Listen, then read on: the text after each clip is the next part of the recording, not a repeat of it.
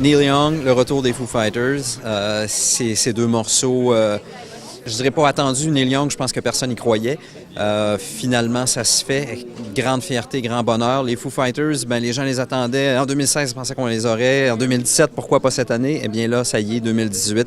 On avait juste besoin du timing. Eux avaient besoin peut-être d'un nouvel album à défendre, avaient besoin, dans le cas de Dave Grohl, d'avoir ses deux jambes, de retrouver la pleine forme et la fougue. Et cet album-là est extraordinaire, donc le timing ne peut pas être meilleur. Et sinon, dans les bons coups, ben, la première fois pour Dave Matthews, la première fois à Québec, la première fois pour Beck à Québec.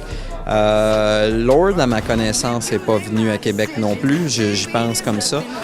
Donc, on a beaucoup de premières qui vont vraiment... et The Weeknd, qui est évidemment une grosse prise aussi. Donc, il y a beaucoup de belles choses. Jane Birkin, avec le symphonique, c'est quelque chose qu'on est extrêmement content de présenter. Donc, il y en a sur tous les plateaux, cachés un peu partout, mais les gens vont prendre le temps de faire le tour et ils vont voir qu'il y a vraiment des belles choses à découvrir. Tu as parlé d'une grille très jeune. Est-ce que c'était un objectif que tu t'étais fixé?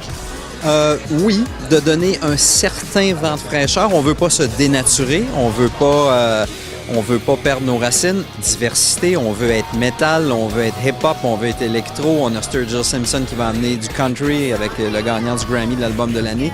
Donc, on veut toucher à tous ces publics-là. On a du francophone à chaque soir en tête d'affiche sur un plateau ou sur un autre.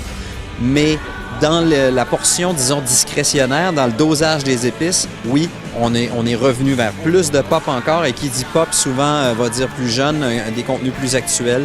On a voulu être en phase avec ce qui se fait en hip-hop et en pop, en contenu plus urbain, en surpondérant sans toutefois perdre notre identité.